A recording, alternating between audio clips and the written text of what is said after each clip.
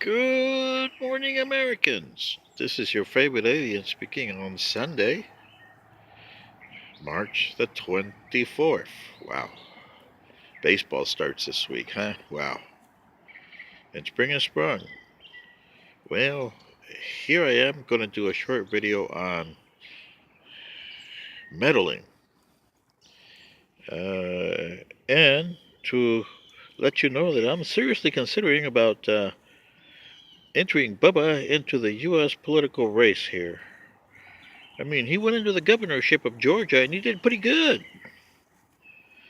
And hopefully, if I can tell you guys what's wrong, maybe you can tell your dum-dums over there that they gotta fix you. Although you didn't do it in 2018, did you? Anyway, metal. The Mueller report's done. Yeah. And that was supposed to be about the Russian meddling in the U.S. elections, right? Did it do anything? No. You're still meddling. This is what I think it's funny, as speaking as an alien, is you guys are griping about the Russians meddling in your elections? But over the last 70 years, haven't your country meddled in other people's affairs and elections? I'll give you a few examples. Venezuela. Why do you think that Maduro and his predecessor Hugo Chavez came into being?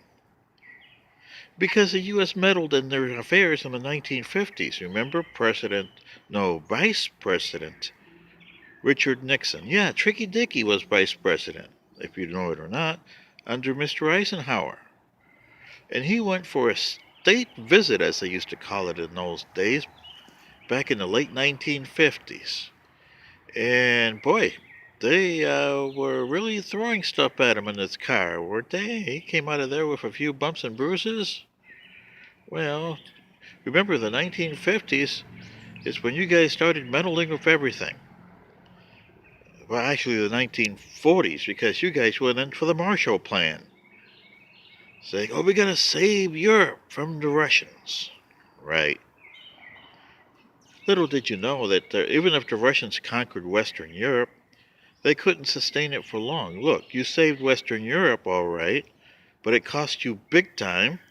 And then the Russians, because of your increase in your military spending, couldn't sustain it, and they fell in 1989. They would have fell a lot earlier because they couldn't sustain consuming all of Western Europe. That couldn't have been sustained for them. But back to the meddling. In the 1950s, you meddled in all kinds of affairs. You meddled in Guatemala, Mexico, Nicaragua, Iran. That's why you got all these problems, especially with Iran. When you meddled there and reestablished the Shah, you got the anger of one Ayatollah Khomeini, whose anger is still going on, isn't it? Well, what can I say? You meddled in Saudi Arabia's affairs in the 1940s when President Roosevelt told King Saud, hey, we'll be here for you if you can supply oil for us. But little did King Saud thought that, the Americans were thinking about Aramco and really making money there. Well, that didn't last long, did it? Aramco? If you guys remember that. Anyway, this is what I'm saying, Americans. You guys have meddled all over the place, this planet, in other countries. Hey, including my own in Panama, where this guy was a Nazi president, a Nazi sympathizer. The people elected him not once, not twice, but 3 times. And you guys disposed him.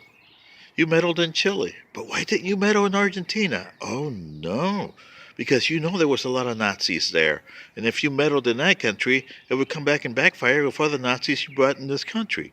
They cost you big time in the 70s. Anyway, Americans, this is what I'm saying. Meddling. The Mueller report didn't do a thing, and you're still doing it with Israel. So what's the deal, Americans? Let me know.